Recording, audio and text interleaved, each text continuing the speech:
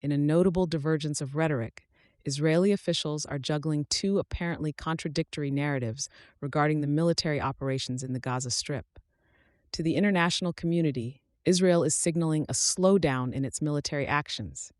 However, on the domestic front, the government is assuring its citizens that the campaign against Hamas, the militant group controlling Gaza, remains steadfast. The international community has raised concerns about the humanitarian impact and the prolonged instability that the conflict has caused in the region. These concerns are not just moral and humanitarian, but also strategic, as the violence in Gaza can potentially destabilize the already fragile Middle East. Israel's move to suggest a de-escalation to international journalists aligns with the mounting pressure to find a resolution that may avert further civilian casualties and destruction on both sides. This approach could be seen as a response to the global call for restraint and the necessity for Israel to navigate the challenging diplomatic waters, sustaining its relationships with key allies who are advocating for peace and negotiation. Simultaneously, Israeli officials appear to be striking a different chord with the Israeli public.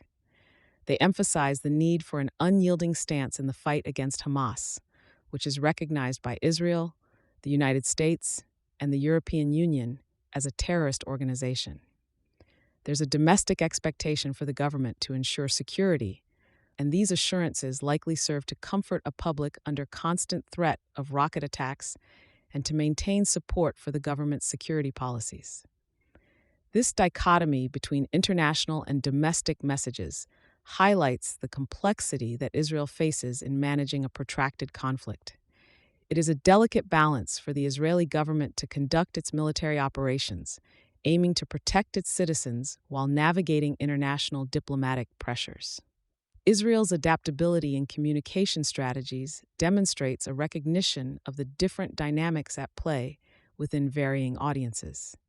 The international front demands a commitment to de-escalation and peacemaking efforts, while the domestic audience requires affirmation of the government's efforts to ensure their safety and security. The relevancy of this dual messaging stems from the broader question of how modern warfare and geopolitics not only play out on the battlefield, but also in the realm of public opinion and diplomatic relations.